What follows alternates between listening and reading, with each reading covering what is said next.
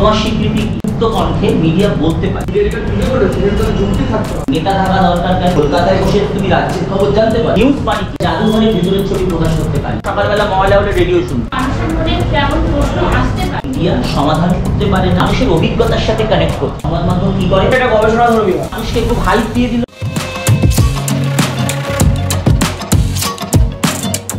সেখানে কারা কারা প্রয়োজন, সেখানে কারা কারা থাকে, সেখানে যেমন সরকার থাকে, সরকারের পাশাপাশি সেখানে বিরোধী গোষ্ঠীও থাকে। কারণ সরকারের ভালো মন্দ, সরকার ধরে এমন একটা কাজ করলো যার কোনো বিরোধী শিবির নেই। আজকে আমাদের রাজ্যে ধরো যে সরকার আছে তার যদি কোনো বিরোধী শিবির না থাকতো, সরকার যদি একটা কোনো ভুল পদক্ষেপও নেয় তার বিরুদ্ধে কেউ বলতে পারবে না। তাই যে কোনো জিনিসে একটা বিরোধী অপোজিট সাইডের দরকার। তাই সরকার, তার বিরোধী গোষ্ঠী, তার পাশাপাশি কি বলছে, নেতা থাকা দরকার। কারণ যে লিড নেবে, এখানে নেতা মানে কিন্তু শুধু পলিটিক্যাল নেতার কথা বলছে না, মানে যে একটা বিষয়কে লিড নেবে। ধরো আজকে তোমার কলেজে একটা কোনো প্রোগ্রাম রয়েছে, সেখানে কেউ না কেউ তো প্রোগ্রামটাকে লিড নেবে, কেউ না কেউ তো প্রোগ্রামটাকে অর্গানাইজ করবে। তাই একজন নেতা, এছাড়াও জনগণ ছাড়া কোনো দেশের কোনো সরকার বা কোনো মিডিয়া চলতে পারে না। মিডিয়া সেখানে কি দেখাবে? আজকে যদি রাস্তায় লোকজনই না বেরোবে, ধরো আজকে যখন কোভিড সিচুয়েশন চলেছে তখন রাস্তাঘাট পুরো শুনশান, তখন আমরা প্রতিনিয়ত এই যে রাস্তায় অ্যাক্সিডেন্ট হচ্ছে, কলকাতা পুলিশের যে প্রতিদিন যে তৎপরতা, তারা যে ট্রাফিক গাইডলাইন্স দিচ্ছে, এই রাস্তায় জ্যাম, এই রাস্তা দিয়ে আপনারা যাবেন না, এই যে তারা গাইডলাইনগুলো দিচ্ছে, কেন দিচ্ছে? তার কারণ রাস্তায় মানুষজন বেরোচ্ছে। জনগণই যদি না থাকে তাহলে সেই দেশের সরকার বলো, সেই দেশের মিডিয়া বলো, তারা কিন্তু সম্পূর্ণ বিফল হয়ে পড়ে, তারা কোনোরকমভাবে কাজ করতে পারে না। কেমন? তো কাদের কাদের নাম বললাম, কারা কারা নামগুলো বলো। এরা কি করেছে, এরা এই যে বইটির নাম কি বললাম, এই বইতে এই প্রেসের এবং মিডিয়ার যে তথ্যগুলো তারা প্রথম তুলে ধরে।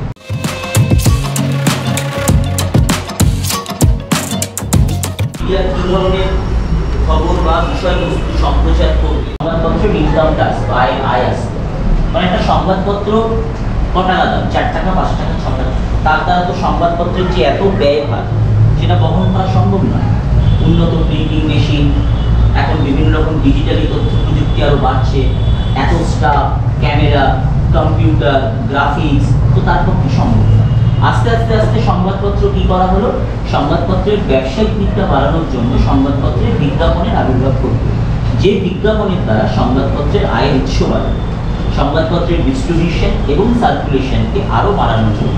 তাহলে সংবাদপত্রে এমন খবরকে ছাপানো হতে পারে বা এমন খবরকে জোর দিতে বলছে যে খবর থেকে সংবাদপত্রের মুনাফাটা সহজে চলে আসবে, আয়ের উৎসটা বাড়বে।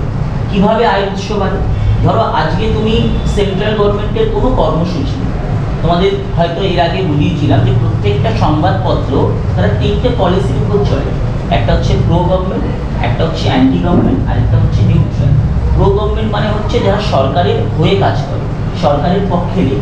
দেখবে প্রতিটি রাজনৈতিক দলের নিজস্ব একটি সংবাদপত্র থাকে, তারা সেই সংবাদপত্রটাকে লিড করে। অনেকেই জানো টিএমসির রয়েছে, সিপিএমের রয়েছে, জাগো বাংলা, গণশক্তি।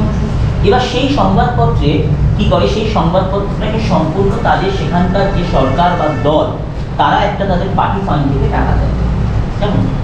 তার দ্বারা সেই সংবাদপত্রের যে এত ব্যাপ্তি, এত ব্যয়ভার, সেটা চালানো সম্ভব। এবার ধরে এমন একটা কোনো খবরকে তুলে ধরা হলো যে খবরটি সরকারকে বা রাজ্য সরকার বা কেন্দ্রীয় সরকারকে সেই খবরটি হাইলাইট করবে, তখন কি করা হয়, সেই সরকারের তরফ থেকে বা সেই দপ্তরের তরফ থেকে সংবাদপত্রে হয়তো একটা বিজ্ঞাপন দেওয়া হয় বা সংবাদপত্রে একটা মুনাফা দেওয়া হয়।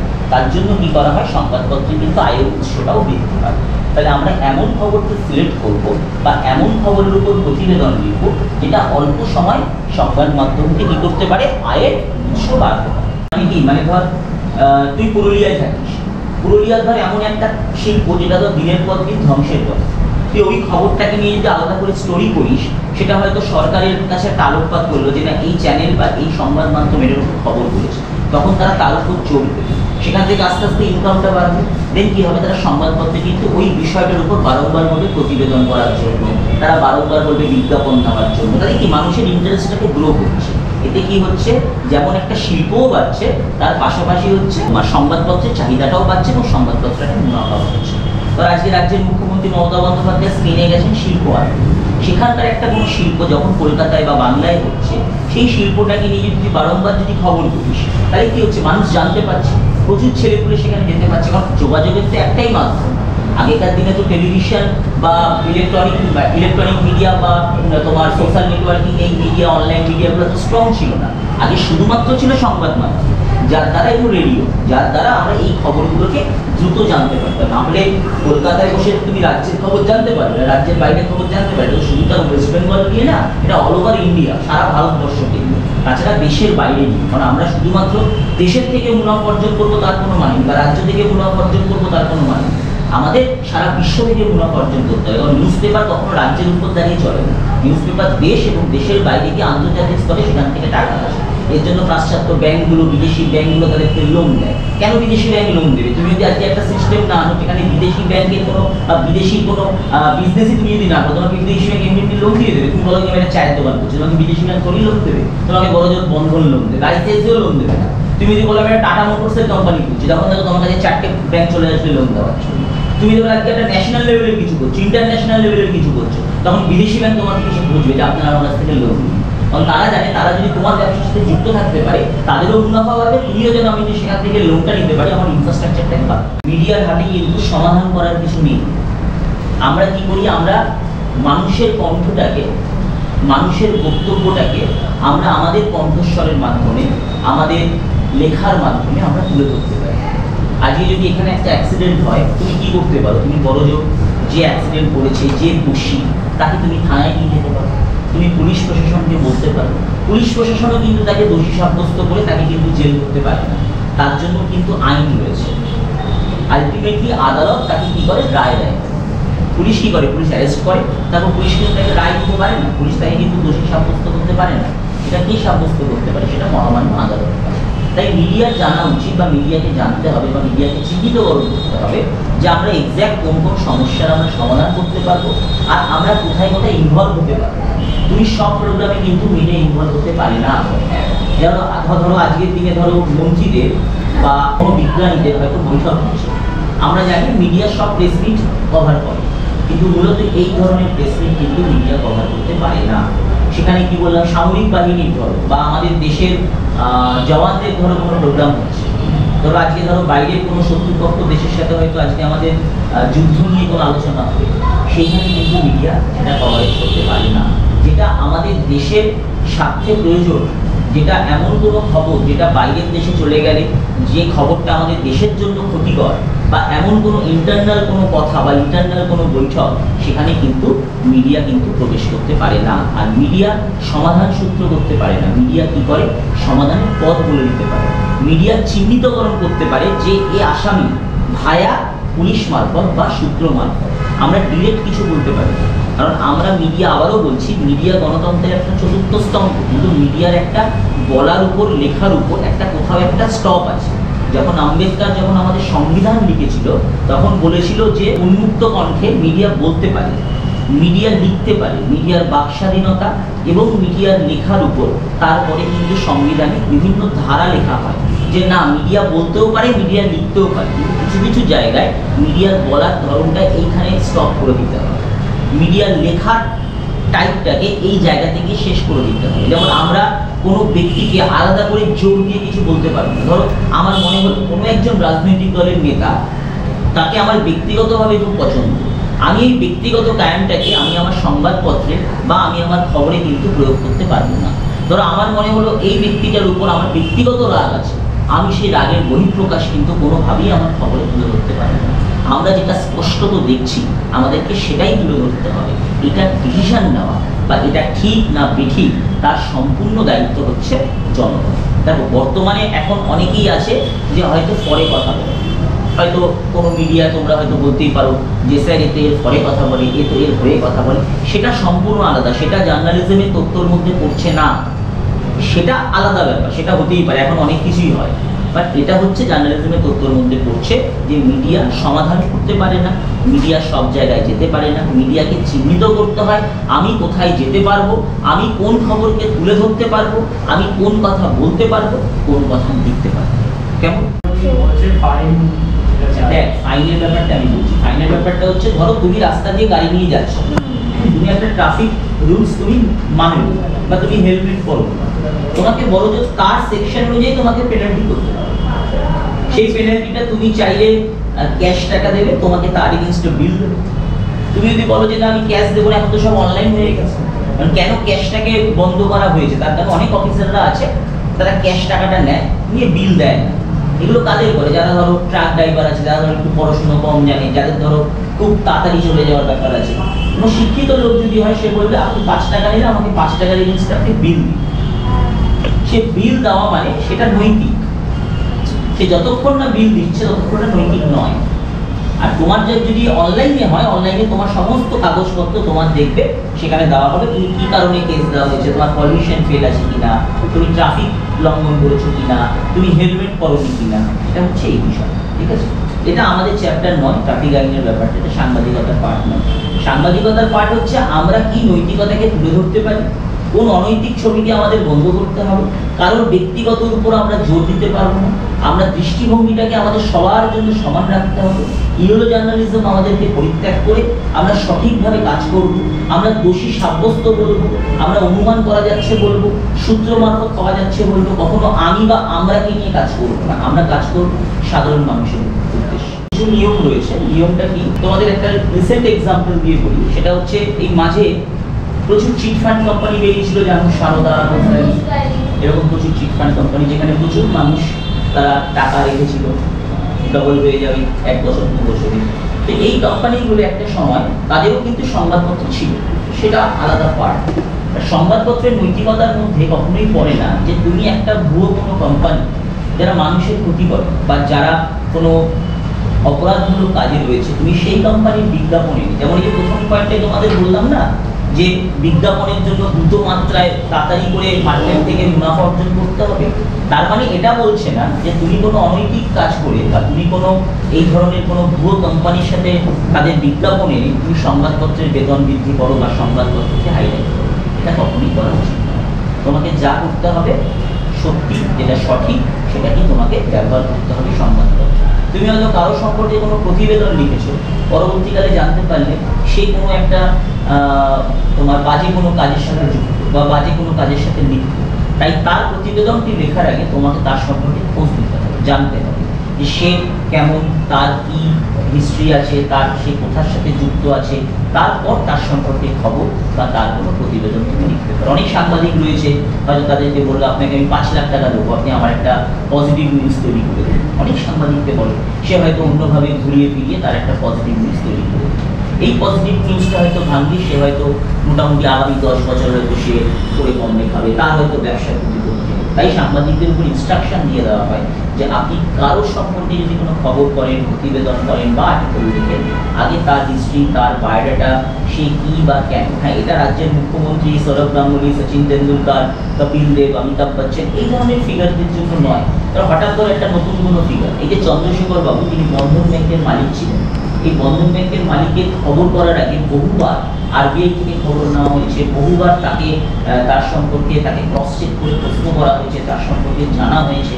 তারপর কিন্তু আজকে এই বন্ধন ব্যাংকের মালিকের সম্পর্কে আনন্দবাজার প্রথম কিন্তু ব্রেকিং করে, আর ইংলিশ পেপার করে হচ্ছে টাইমস অফ ইন্ডিয়া টিভি। কেন করে? তার সম্পর্কে জানে, তার সম্পর্কে বোঝে। কারণ একটা সময় মানুষ ভুল করে সুদীপ্ত সেনের সম্পর্কেও করেছিল, মানুষ তখন বুঝতে পারতো না, সাংবাদিকরাও তখন অতটা জ্ঞাত ছিল না, কিন্তু পরবর্তীকালে জানা গেল যে এই কোম্পানির একটি চিটফান্ড রয়েছে।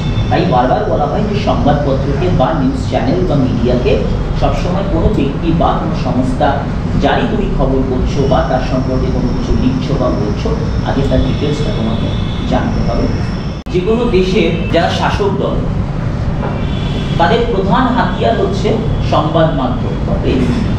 ধরো আজকে বাইরের কোনো দেশ, তারা আমাদের দেশের জনগণকে বা আমাদের রাজ্যকে বা রাজ্যের কোনো মন্ত্রী বা আমলাকে কোনোরূপ ধরো কোনো হুমকি দিচ্ছে, সেই ব্যাপারে সংবাদ মাধ্যম সবার প্রথমে সেটাকে রদ করতে পারে, আটকাতে পারে। কেমন? পুলিশ যতটা না পারে, সংবাদ মাধ্যম তার আগে পারে। সংবাদ মাধ্যমের এই কর্তৃত্ববাদী তত্ত্বের নিয়ম হচ্ছে, সংবাদ মাধ্যমের কিছু নজিরবিহীন ঘটনা রয়েছে, তোমরা হয়তো পড়েছো কিনা জানি না। যেমন হচ্ছে 11ই সেপ্টেম্বর যে আমাদের যে ঘটনাটি ঘটেছিল, 9/11, 9/11, প্রথম কিন্তু সংবাদ মাধ্যমে সেটাকে সরাসরি সম্প্রচার করা হয়েছে CNN এর দ্বারা। সংবাদ মাধ্যম সেটাকে তুলে ধরেছিল, সংবাদ মাধ্যম সেটাকে দেখিয়েছিল। ধরো আজকে আমাদের রাজ্যে কোনো একটি ধরো এমন কোনো ঘটনা, যে ঘটনা আজকে বাইরের রাজ্যে বা বাইরের দেশের মানুষ টেলিভিশনের দ্বারা বা সংবাদপত্রের দ্বারা জানতে পারে, সেটা যদি মনে করে ঠিক, সেটাকে সংবাদ মাধ্যমই এগিয়ে নিয়ে যাবে। সেটা যদি ভুল করা হয়, সংবাদ মাধ্যমের খবর করে সরকার কিন্তু সেটাকে থামিয়ে দিতে পারে, স্টপ করে দিতে পারে। আর এই যে কর্তৃত্ববাদী, এর ফলে কি হয়, মিডিয়ার লাইসেন্স সরকারের কাছে অনুমতি চাওয়া হয় যে মিডিয়াকে স্বীকৃতি দেওয়ার জন্য, লাইসেন্স দেওয়ার জন্য। সব কিছুরই তো লাইসেন্স হয়।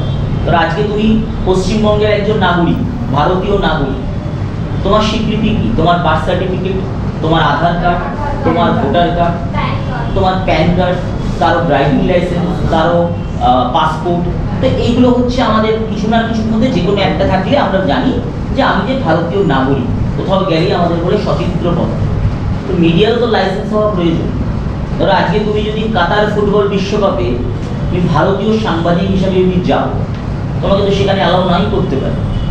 তুমি যখন দেখাবে যে এটা আমার আই কার্ড, আমি একজন সাংবাদিক, সেই লাইসেন্সটাও কিন্তু সরকার কর্তৃক তারা কিন্তু দিতে পারে।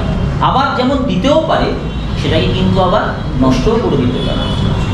এই জন্য আমাদের কিছু নিয়ম, আমাদের কিছু কানুন, সেগুলো আমাদেরকে মেনে চলতে হবে। মিডিয়ার যেমন এই যে কিছুক্ষণ আগে বললাম না, যে মিডিয়ার লাইসেন্স যেমন দিতেও পারে, লাইসেন্স আমরা নিয়েও নিতে পারি, তার কিছু কারণ আছে। আমাদের সংবাদপত্রে বা নিউজ চ্যানেলে আমাদের কিছু নিয়ম মেনে আমাদেরকে সংবাদ পরিবেশন করতে হবে। আমরা কখনো রক্তের ছবি ডিরেক্ট দেখাতে পারি, আমরা কখনো ধর্ষিতা নারীর ছবি দেখাতে পারি। তো আমাদের এগুলো কিছু কিছু নিয়ম আছে। তুমি কোনো ধর্মীয় ভাবাবেগকে আঘাত করতে পারো। ধরো দেখবে আমরা যখন সিনেমা হলে সিনেমা দেখতে যাই, আমাদের সেন্সর বোর্ড তার একটা সেন্সর সার্টিফিকেট দেয় যে এটা ইউ না ইউ বাই এ না এ। ইউ মানে হচ্ছে ইউনিভার্সাল, ইউ বাই এ মানে হচ্ছে ইউনিভার্সাল অ্যাডাল্ট, একটা হয় শুধু অ্যাডাল্ট। সেটা তুমি সিনেমা হলে দেখতে পারো, কিন্তু সেটা এ, সেটা মেনশন করা হয় এই বয়সের জন্য। যখনই সেটা সিনেমা হল থেকে ডিজিটালি মার্কেটে চলে আসবে বা টেলিভিশনে চলে আসবে, কোনো স্ল্যাং ল্যাঙ্গুয়েজ যদি কেউ ইউজ করে, সেখানে বিট দিয়ে দেওয়া হয়। বা কোনো যদি আপত্তিকর দৃশ্য যদি সেখানে দেখানো হয়, সেখানে দেখবে সেই জায়গাটাকে ব্লার করে দেওয়া, ঝাপসা করে দেওয়া। তেমনি আমরা এই যে ধরো কামদুনিতে, কদিন আগেও কামদুনির যে রায়টা দিল, যাদেরকে ফাঁসি দেওয়া হয়েছিল তাদেরকে ফাঁসি থেকে রদ করে দেওয়া হয়েছে, ফাঁসি দেওয়া হয়নি। এই নিয়ে কামদুনির যে মৌসুমী কয়েলেরা প্রতিবাদ করছে, এখনো করছে। সেখানে তাদের যে ফ্যামিলির লোকজনকে আনা হয়েছে, তাদেরকে একটা অন্ধকার জায়গার মধ্যে রাখা হয়েছে, তাদের মুখ দেখা যাচ্ছে না, তাদের কণ্ঠস্বর শোনা যাচ্ছে। এই 5টি একটি মেয়ে ধর্ষিতা হয়েছিল, আমরা অনেকেই জানি, তোমরা তখন একটু ছোট ছিল। সেই মেয়েটির বহু ইন্টারভিউ চ্যানেল করা হয়েছে, তোমরা পারলে বাড়িতে গিয়ে ইউটিউব থেকে দেখে নেবে। তার কিন্তু কখনো মুখ সামনে আসেনি, নয় তার ব্যাক পোর্শন দেখানো হয়েছে, নয় তাকে ব্ল্যাক এয়ারের মধ্যে নিয়ে আসা হয়েছে। আমরা যদি কোথাও যদি রক্তারক্তির খবর যদি দেখি, সেখানে ডিরেক্ট ব্লাড দেখানো হয় না। কোনো শিশু পাচার, সেখানে ডিরেক্ট সেটা কিন্তু সেই ছবিটাকে তুলে দেওয়া হয় গ্রাফিক্যালি মাত্র। তো এরকম কিছু পলিটিক্যাল এজেন্ডা আছে, কিছু কর্পোরেট ওয়ার্ল্ডের কিছু কথাবার্তা। যেমন কর্পোরেট ওয়ার্ল্ডে ধরো তুমি আজকে তাদের একটা কোনো প্রোগ্রামে গেছো, তারা কোথা থেকে তাদের ম্যানুফ্যাকচার তৈরি হচ্ছে, তাদের যে লাইব্রেরি যেখানে তৈরি হয়, তুমি সেই জায়গাটা কখনো তুলে ধরতে পারবে না কখনো। এমন তো এরকম কিছু কিছু সেন্সার রয়েছে, যেটা সংবাদ মাধ্যমে কখনোই সংবাদ মাধ্যম তুলে ধরতে পারে না, সেটা থেকে বিরত থাকবে। একটা নির্দিষ্ট টাইম অবধি বিধানসভা যদি থাকতে পারো, তুমি সেখান থেকে লাইভ করতে পারো বিধানসভার পক্ষ থেকে। কখন করতে পারবে? যে আজকে বিধানসভাতে বিল পাস হবে, যেটা সারা দেশে সেটা সারা রাজ্যের লোকের জানার দরকার, তার অধিকার আছে। আজকে সেন্ট্রালে লোকসভায় বিল পাস হবে, সেটা রাজ্যের বা রাষ্ট্রের লোকের জানার দরকার আছে। যখন তাদের ইন্টারনাল মিটিং হয়, সেটা তোমাকে কখনোই সরাসরি সম্প্রচার করে দেখা। যদিও বা কোনো সাংবাদিক যায়, সেটাকে যদি মনে করে লুকিয়ে ছড়িয়ে খবর করবে, সে কিন্তু সেটাকে টেলিকাস্ট করতে পারে। সেটা অনৈতিক, সেটা নৈতিক নয়। মিডিয়াকে একটা সময় দেওয়া হচ্ছে, মিডিয়াকে বলা হচ্ছে তুমি এই সময়টা টেলিকাস্ট করো, এই সময়টা তুমি যাও। কিন্তু যেই সময়টা তাদের ইন্টারনাল কাজকর্ম, ইন্টারনাল তাদের আলোচনা হয়, সেই সময় মিডিয়া থাকতে পারে, মিডিয়া শুনতে পারে। সোর্সগুলো তো মিডিয়া সেখান থেকেই পাবে, সেই ছবিটাকে পরিবেশন করতে পারবে। যেমন আমরা ভিক্টোরিয়া মেমোরিয়াল হলের ভিতরের ছবি আমরা প্রকাশ করতে পারি না, আমরা জাদুঘরের ভিতরের ছবি প্রকাশ করতে পারি না, আমরা বিড়লা প্ল্যানেটেরিয়ামের ভিতরের ছবি প্রকাশ করতে পারি না, আমাদের এগুলো কিছু নিয়মের মধ্যে রয়েছে। সংবাদ মাধ্যমের এমন পজিটিভ খবর বা নেগেটিভ খবর যাই হোক না কেন, খবরটাকে লোকের সামনে তুলে ধরতে হবে, যার দ্বারা মানুষ তার ভালো এবং খারাপ সেটা বিচার করতে পারবে। কি করতে পারবে? আমাদের খবরটা তুলে ধরতে হবে যার দ্বারা মানুষ ভালো এবং খারাপ সেটার যৌক্তিকতাটাকে বিচার করতে পারবে। এই স্বাধীনতাটা সংবাদ মাধ্যম সাধারণ মানুষকে দেয়। তাহলে সংবাদ মাধ্যম কি করে? আবার দেখতে হবে, এই মাত্র বললাম ব্যক্তিগত সীমা বেঁধে দিতে হবে। সংবাদ একটা করে পয়েন্ট। ফার্স্ট কি বললাম যে আমাদের একটা খবর আমরা সামনে তুলে ধরি, আমরা বলে দেবো না যে এটা ঠিক না এটা ভুল, আমরা খবরটা তুলে ধরবো। জনগণকে সেই স্বাধীনতা দিতে হবে, জনগণ ডিসাইড করবে এটা ঠিক না ভুল। পরের জন একটা যুক্তিগত যে কোনো বিষয়টা আমরা মানে একদম মিডিয়া যেটা তুলে ধরেছে সেটাতে যুক্তি থাকতে হবে, এবং অযৌক্তিক বিষয় কিছু বলতে পারবে। মিডিয়া যে সংবাদ মাধ্যম যে বিষয়টাকে তুলে ধরবে তার মধ্যে একটা যুক্তি থাকতে হবে। আমরা কি করতে পারি? আমরা বলি না যে আমরা যুক্তিটাকে তুলে ধরি, কিন্তু যুক্তির বিশ্লেষণ তুমি কখনোই করতে যাবে না। সেই বিশ্লেষণ করার দায়িত্ব সাধারণ মানুষের। সাধারণ মানুষকে সেই স্বাধীনতা দিতে হবে। আমরা কি বলতে পারি? আমরা বলতে পারি যে এই যে জলের বোতলটি আপনারা দেখছেন তার মধ্যে এতটি জল এখন রয়েছে, 75% জল তার মধ্যে নেই। এটা আমরা এত যুক্তি দিয়ে বলবো না, আমরা নর্মালি বলবো এই জলের বোতল এখানে এতটা জল নেই, এতটা জল আছে, কত পার্সেন্টেজ আছে কত পার্সেন্টেজ নেই এটা আমরা বলবো না। এটা সাধারণ মানুষকে বোধগম্য করতে হবে। যখনই তুমি একটা বিষয়ের উপর মানুষকে চেপে ধরবে তখনই কি হবে? মানুষকে আঁকড়ে ধরা হয়, মানুষের কণ্ঠরোধকে বা মানুষের বলার বা বিষয়বস্তুর যে ভাবনাটাকে তুমি সেটাকে কিন্তু বন্ধ করে দিচ্ছ। সেই স্বাধীনতা কিন্তু মানুষকে দেওয়া প্রয়োজন নেই। মানুষকে স্বাধীনতা দিতে হবে, মানুষের ভাবার স্বাধীনতা, মানুষের দৃষ্টিভঙ্গির স্বাধীনতা, মানুষের বোঝার স্বাধীনতা, মানুষের চিন্তা ভাবনার স্বাধীনতা। নেক্সট কি বলেছি? ইতিবাচক দিক। মানে কি? আমাদের এমন কোনো খবর তুলে ধরতে হবে যে তার মধ্যে ইতিবাচক দিক থাকে, একটা পজিটিভ সাইন থাকে। হ্যাঁ, তাই বলি কি আমরা এমন খবর করবো না যেটা নেগেটিভ সাইড করে না। আমাদের খবর তুলে রাখতে হবে, কিন্তু সবসময় মানুষকে পজিটিভ দিকে এগিয়ে নিয়ে যেতে হবে। একটা সংবাদ মাধ্যমে একজন দর্শক সে সারাদিনই যদি দেখে খুনের খুন খুন খুন খুন, তাহলে তার মধ্যে পজিটিভ দিক আসবে না। এই স্বাধীনতাটাও মানুষকে দিতে হবে, তাকে পজিটিভ রাখার স্বাধীনতাটাও কিন্তু সংবাদ মাধ্যমের পার্ট, সংবাদ মাধ্যমের কাজ। ক্লিয়ার?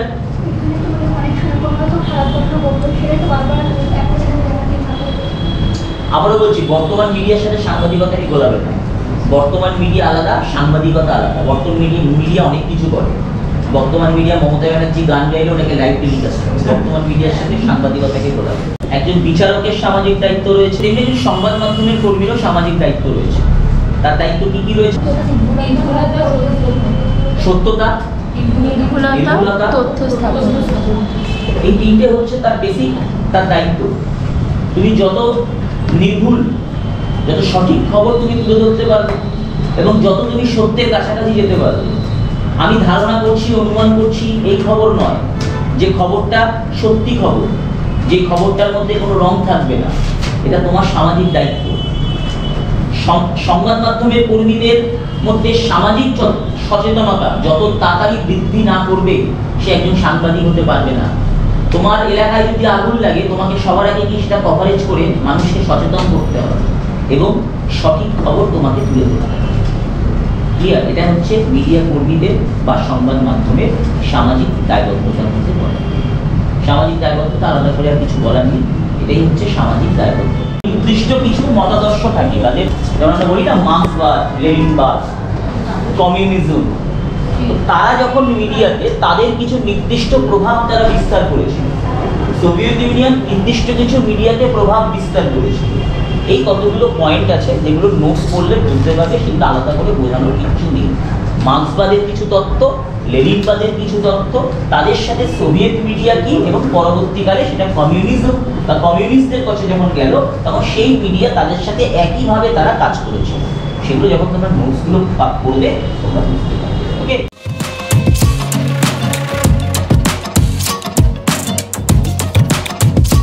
যে কোনো প্রতিবেদন লেখার সময় ছোট বাক্য ব্যবহার করতে হবে। প্রতিবেদন করি, সেই প্রতিবেদনটা তুমি যদি বিস্তারিতভাবে লেখো, যত বড় করে লিখবে তত কি হয়, পাঠকরা তত অনীহা প্রকাশ করে সেটা করার জন্য।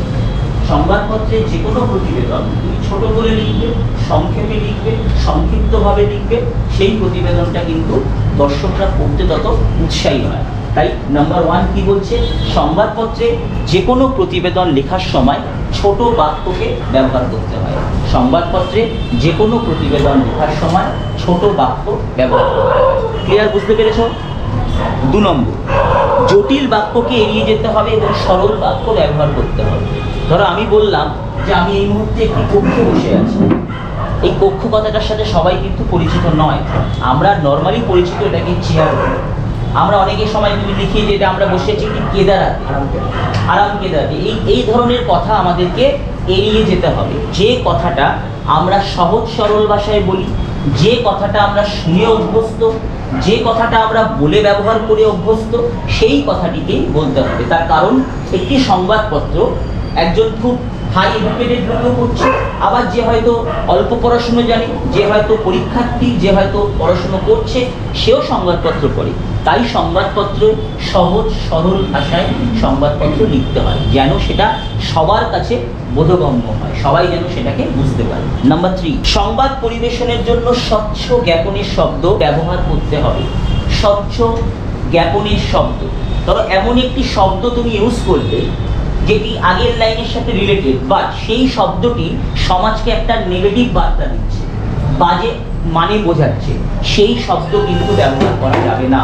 তোমাকে এমন শব্দ ব্যবহার করতে হবে যেটি সমাজের জন্য ভালো, যেটি সর্বস্তরের মানুষের জন্য ভালো।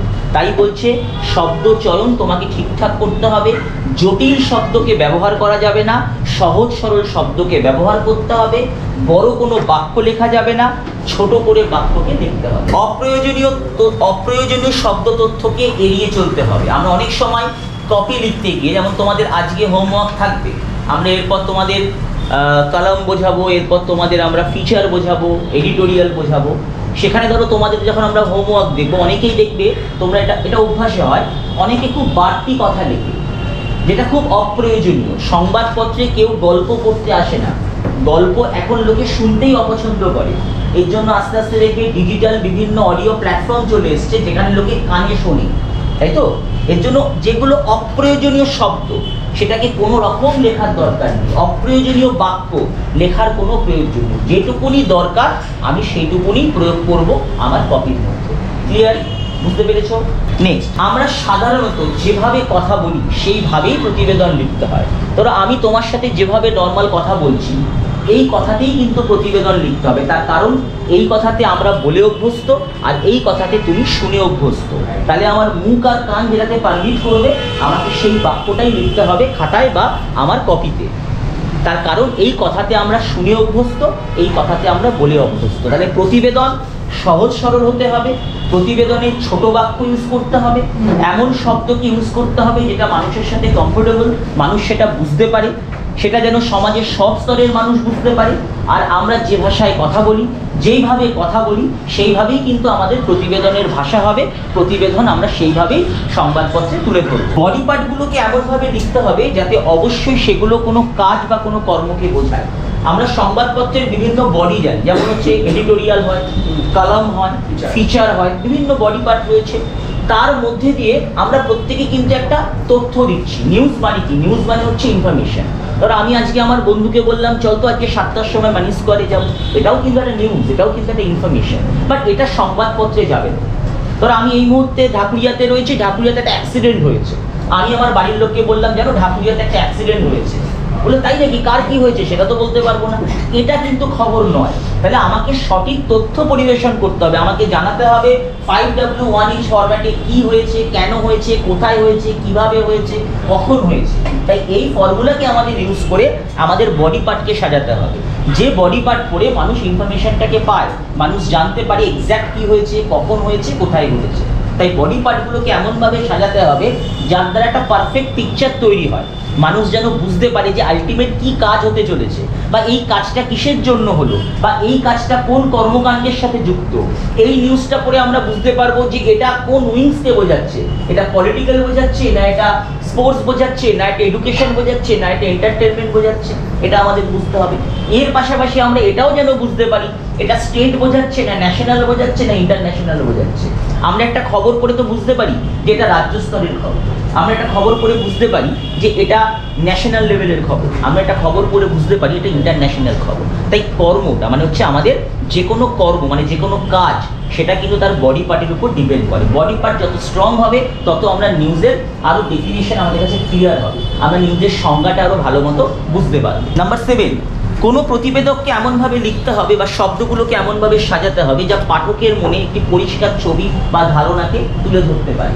আমি এমন একটি ঘটনাকে বললাম বা আমি এমন একটি ছবি বিবৃতি করলাম যেটার মধ্যে মানুষের ভিশনটা ক্লিয়ার নয়, মানুষ বুঝতে পারছে না। ধরো আমি বললাম কোনো একটি জায়গায়, ধরো সেখানে একটা হয়তো উৎসব হচ্ছে বা সেখানে হয়তো একটা কোনো অ্যাক্সিডেন্ট হয়েছে, আমার তথ্যের বা আমার লেখার উপর ভিত্তি করে মানুষ যেন সেই ছবিটাকে ক্লিয়ারলি বুঝতে পারে, মানুষের কাছে তার ভিশনটা যেন ক্লিয়ারলি হয়। আমরা প্রত্যেকে সানডে সাসপেন্স শুনেছি, নিশ্চয়ই অনেকে শুনেছো।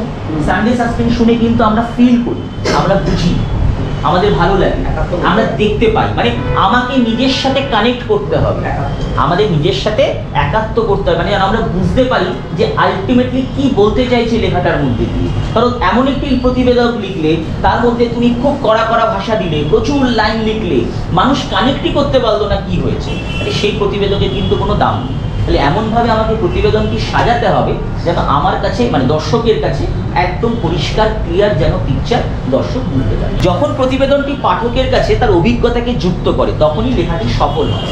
দেখবে আজকে যে কোনো একটি লেখা পড়ে আমরা আমাদের জীবনের সাথে আমাদের অভিজ্ঞতার সাথে আমরা লেখাটাকে কানেক্ট করতে পারি, তাহলে কি হয় সেই লেখাটি তখন সফল হয়।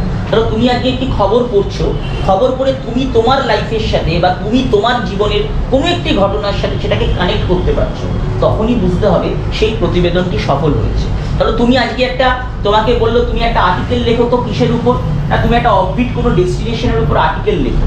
তুমি এমন একটা আর্টিকেল লিখলে যে খবরটি পড়ে মানুষ ইন্সপায়ারই হলো না সেই জায়গাটার, মানুষের ভালো লাগাই তৈরি হলো না সেই জায়গাটার প্রতি, তাহলে আলটিমেটলি কিন্তু তোমার সেই খবরটি বা তোমার সেই কপিটির কোনো কিন্তু দাম রইল না, সেই খবরটি ছাপা হবে না, যেন মানুষ সেই খবরটির প্রতি কানেক্ট হতে পারে। ধরো তুমি আজকে ইলিশ উৎসব নিয়ে লিখছো, তুমি এমন একটি জায়গায় ইলিশ উৎসবকে তুলে ধরছো, মানুষ সেটার সাথে কানেক্টই হতে পারছে না, মানুষ বুঝতেই পারছে না যে আদৌ ইলিশ উৎসবটা কি। মানুষের অভিজ্ঞতার সাথে কানেক্ট করতে হবে, ক্লিয়ার?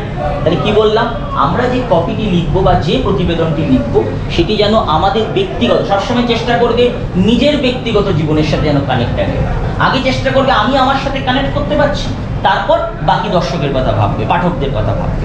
যে কোনো কপি লেখার সময়, সেটা পড়ার সময়, সেটা 10 বার 5 বার পড়বে, পড়ে বোঝার চেষ্টা করবে যে আমি নিজের সাথে কানেক্ট করতে পারছি কিনা। তোমাকে আজকে বললো তুমি মহালয়া নিয়ে লেখো, তুমি মহালয়ার সাথে নিজেকে কানেক্ট করতে পারছো কিনা। তুমি তোমার ছোটবেলায় মহালয়া হলে কি করতে? আমরা সকালবেলা মহালয়া হলে রেডিও শুনতাম, আমরা সকালবেলা মহালয়া মানে জানি পুজো শুরু হয়ে গেছে। এইগুলো তোমার আর্টিকেলের মধ্যে থাকতে হবে। তুমি মহালয়া মানে আমরা জানি বীরেন্দ্র কৃষ্ণ ভদ্র, তোমাকে এগুলো তোমার আর্টিকেলের মধ্যে লিখতে হবে, যেন মানুষ তার জীবনের সাথে যেন কানেক্ট করতে পারে, তার অভিজ্ঞতার সাথে যেন মানুষ কানেক্ট করতে পারে, সেটা যেন বাস্তবধর্মী হয়, সেটা যেন বাস্তবের মাটির বাইরে গিয়ে কল্পনার জগৎ যেন না চলে। কেমন? লেখার মধ্যে বৈচিত্র্য থাকতে হবে এবং সেটি যেন পাঠকের একঘেয়েমি দূর করে। একঘেয়েমি লেখা, একঘেয়েমি জিনিস আমরা কেউ কখনোই পছন্দ করি না। আমরা খাওয়ার ক্ষেত্রেও একঘেয়েমি পছন্দ করি না, পড়ার ক্ষেত্রেও একঘেয়েমি পছন্দ করি না। তোমাদের এখন সবার ফার্স্ট সেমিস্টার, তো আস্তে আস্তে সেমিস্টার যত বাড়বে তোমাদেরও দেখবে একঘেয়েমি চলে আসবে জার্নালিজমের। এখন এই যে এত দল ভেদে আসছো, তোমাদের আগের ক্লাসেই তার সংখ্যাটা অনেক কমে গেছে।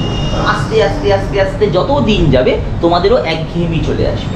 এই একঘেয়েমি আনতে কি করতে হবে? এই একঘেয়েমি আনতে আমাদের লাইফে কিছু দরকার। এর জন্য আমরা কিছু অফবিট লোকেশন, অফবিট ডেস্টিনেশন, তার উপর আমরা লেখা পড়ি, তার উপর আমরা প্রতিবেদন করি।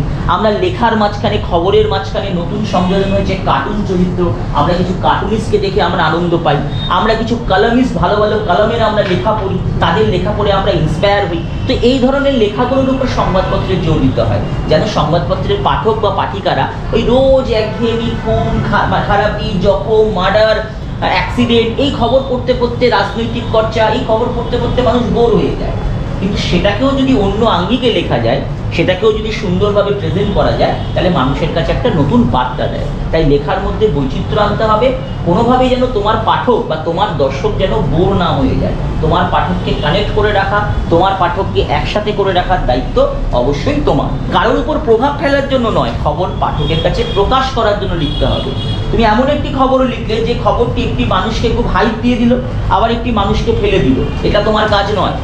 তুমি কাউকে হাইপও দিতে পারো না, তুমি কাউকে ফেলেও দিতে পারো না। বর্তমান মিডিয়ার সাথে কিন্তু গোলাবে না, বর্তমান মিডিয়াতে অনেক কিছু হয়, আর সংবাদ পাঠের যে নিয়ম সে অনুযায়ী বলছি।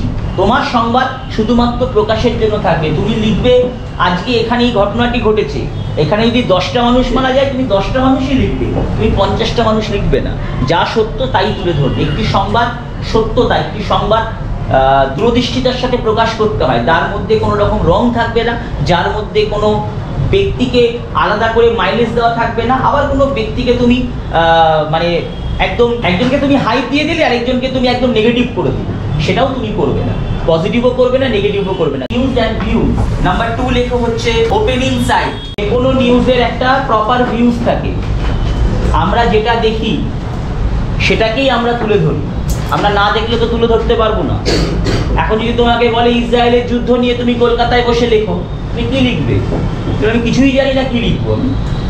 তোমায় যদি বলে যে তুমি পাড়ার 2 কাকিমার মধ্যে ক্যাচার হচ্ছে দীর্ঘদিন ধরে, সেটা নিয়ে লেখো, তুমি এত সুন্দর করে লিখে দেবে, তাই না?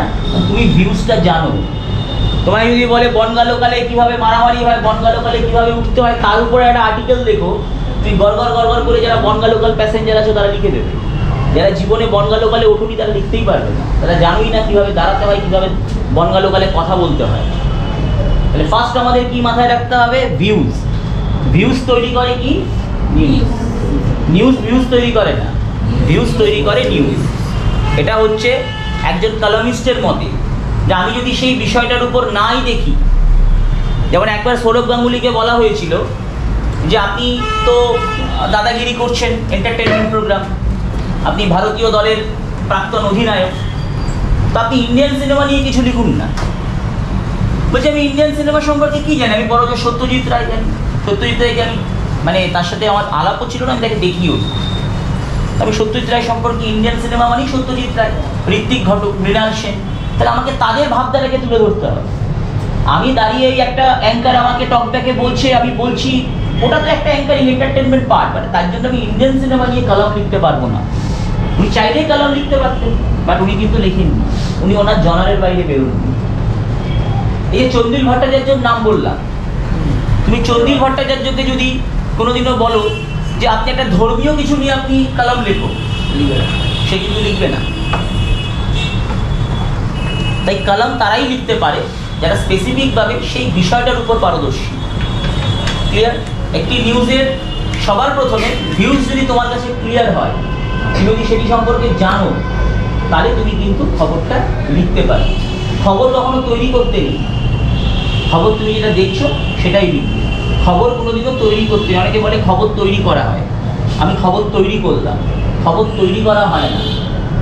খবরের লেখাটাকে সাজিয়ে লিখতে হয়, খবর তৈরি করা হয় না। আবারও বলছি, খবরের লেখাটাকে সাজিয়ে লিখতে হয়। একটা ভিউজ আমাদের কাছে একটা ক্লিয়ার মতামত দেয়, তার দ্বারাই আমরা কিন্তু কলাম লিখি। ওপেনিং সাইড, আমরা সবসময় বলি না যে ওপেনিং ব্যাটসম্যান যদি ভালো হয় তাহলে একটা খেলা খুব সুন্দর হয়। এটা যে কোনো প্রোগ্রামে যদি ওপেনিং মানে স্টেজে যারা পারফর্ম করবে তারা যদি খুব সুন্দর হয়, একটা ওপেনিং অ্যাঙ্কার যদি উঠেই যদি খুব সুন্দর করে একটা প্রেজেন্টেশন দেয়, তাহলে কিন্তু সেই প্রোগ্রামটা কিন্তু খুব সুন্দর হবে। ওপেনিং দিকটা যদি ঠিকঠাক না হয়, তাহলে একটা যে কোনো প্রোগ্রামের শুরুটা ভালো হয় না। তাই একজন কলামিস্ট তার ওপেনিংটা, তার লেখার শুরুয়াতটা যদি ভালো না হয়, তাহলে তার সেই লেখা করে পাঠক কিন্তু এনার্জি পায় না। অনেক সাংবাদিক এমন হয়েছে আজকের ডেটে তারা কিন্তু কলাম লিখছে, তার কারণ কি? সাংবাদিকরাও কলাম লিখতে পারে, তার জনারের কোনো বিষয় নেই। বর্তমান যুগের সাংবাদিকতা, ইয়েলো জার্নালিজমকে কেন আমরা সরিয়ে রাখি? 5W1H, এটার উপরও কিন্তু অনেক, তোমরা যদি গুগলে গিয়ে সার্চ করো, ইউটিউবে গিয়ে সার্চ করো, তোমরা কিন্তু অনেক কলাম পাবে আমাদের সাংবাদিকদেরই লেখা। কেমন? তাই কলাম লেখার জন্য প্রথমে আমাদের কি মাথায় রাখতে হবে? ভিউজ। তারপরে আমরা নিউজটাকে নির্বাচন করে সেখান থেকে লিখবো, এবং তারপর আমাকে মাথায় রাখতে হবে আমার ওপেনিং স্টার্টিংটা যেন আমার সুন্দর হয়। একটি টপিক যেটি নির্দিষ্ট একটি ব্যক্তির লেখা, যে কোনো একটি টপিক। তবে এই যে এখন যে দুর্গাপুজোর এই যে মরশুম শুরু হলো, তোমরা প্রতিটা মুহূর্তে কিন্তু দুর্গাপুজো নিয়ে কিন্তু আপডেট পাবে। এটা হচ্ছে অনেকটা ঠিক ওই সিজনের মতো।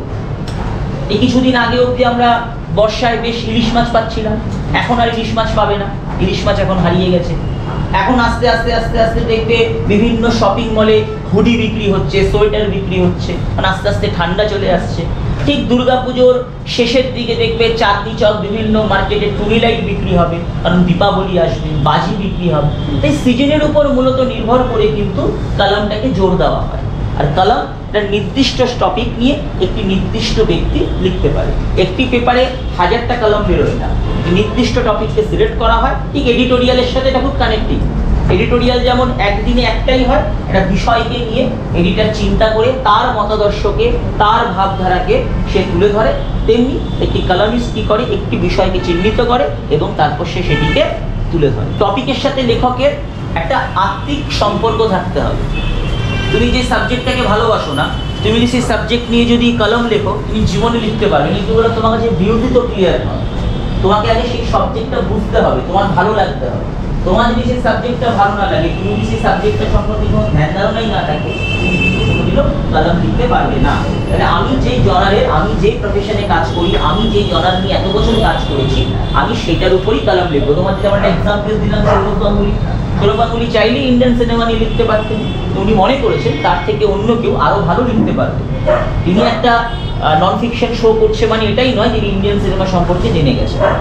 কপিল দেবও একটা সময় কিন্তু সংবাদপত্রে কলাম লেখেনি। তোমরা জানতে পারো, গুগলে যাবে, গিয়ে যদি একটু রিসার্চ করো জেনে নেবে। কপিল দেবও একটা সময় কিন্তু কপিল দেবকে খুব অনুরোধ করা হয়েছিল ইন্ডিয়ান এক্সপ্রেস নিউজ পেপারে যে আপনি কলাম লিখুন, কলাম লিখুন, দীর্ঘদিন কলাম লিখুন, আপনার লেখার উপর, আপনার সম্পর্কে জানার উপর দর্শকের বা পাঠকদের আগ্রহ আছে, উনি কিন্তু লেখেন। প্রসেনজিৎ চট্টোপাধ্যায় কিন্তু বাংলা সিনেমা নিয়ে খুব একটা কলাম ধরেন। তুমি এগুলো একটু রিসার্চ যদি করো জানতে পারো। চন্দ্রিল ভট্টাচার্য তার প্রসেনজিৎ চট্টোপাধ্যায়ের থেকে সেই লেভেলের সিনিয়র নন বা সেই লেভেলের পরিচিত মুখ না, তাহলে উনি কেন কলম লিখছেন? এটা সম্পূর্ণ নির্ভর করে যে তার চিন্তাধারা। তাকে যে সেই প্রফেশনে গিয়ে কাজ করতে হবে তার কোনো মানে নেই, তার ওই প্রফেশনের উপর তার ডেপথ কতটা, তার নলেজ কতটা, সে কতটা জানে, তার উপর কিন্তু কলম হয়। এবং তার কাছে ভিউজটা ক্লিয়ার কিনা, যে আমি যেটা লিখবো, আমি যেটা মানুষের কাছে তুলে ধরবো, আমার কাছে ক্লিয়ার কিনা। যতক্ষণ না আমার কাছে ক্লিয়ার হবে ততক্ষণ তুমি কিন্তু লিখতে পারবে না। এটা আমাদের ব্যক্তিগত লাইফে। তুমি ধরো আজকে পরীক্ষার জন্য প্রস্তুতি নিচ্ছ, তোমার একটা সাবজেক্ট বা একটা টপিক মনে হচ্ছে এটা আমার কাছেই ক্লিয়ার নয়, আমি লিখবো কি করে? আমার কাছে যদি কোনো সাবজেক্ট ক্লিয়ার না হয়, আমি তোমাদের বোঝাবো কি করে? আগে আমার কাছে ক্লিয়ার হতে হবে, তারপর আমি তোমাদেরকে বোঝাতে পারবো। যেটা বললাম যে প্রয়োজন হয় প্রচুর গবেষণা। যে কোনো একটি সাবজেক্ট নিয়ে বলার জন্য বা লেখার জন্য, কলাম লেখার জন্য ইনফরমেশনের প্রচুর দরকার হয়। একটা সাংবাদিক জানে ইনফরমেশন কালেক্ট করে, একজন কলামিস্টকে তার থেকে বেশি ইনফরমেশন কালেক্ট করতে হয় সেই স্পেসিফিক বিষয়ের উপর, তাকে জানতে হয়। কারণ কলামে ডিটেলসে লিখতে হয়, ডিটেলসে জানাতে হয় মানুষকে। সেখানে ইতিহাসের কথাও তুলে ধরতে হয়, সেখানে আদিম যুগের কথাও তুলে ধরতে হয়, সেখানে বর্তমানের কথাও তুলে ধরতে হয়, এবং সেখানে অ্যাজাম্পশন করতে হয় ভবিষ্যতে কি হতে চলেছে। তুমি তার চোখ দিয়ে একজন পাঠক ভবিষ্যৎটাকে আন্দাজ করতে পারে, দেখতে পারে বলবো না, আন্দাজ করতে পারে যে আগামী দিনে কি হতে পারে।